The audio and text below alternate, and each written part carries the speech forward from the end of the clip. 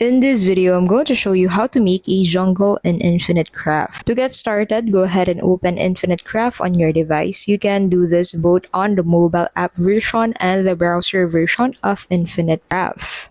Now go ahead and drag the earth element on your canvas and combine it with the water element to create a plant. After that, go ahead and drag the earth again and combine it with the plant to create a tree. After creating a tree, go ahead and drag the earth again and combine it with the tree to create a forest. Now go ahead and drag the forest element and combine it with the forest to create a jungle. And that is how you can simply make a jungle in Infinite Craft. It only takes you 2 forests to create a jungle on the application. We hope this video helped you out. If it did, please don't forget to give this video a like. And if there are other recipes that you want us to create a video for, please don't forget to comment it down below. Thank you so much for watching, and we'll see you in the next video.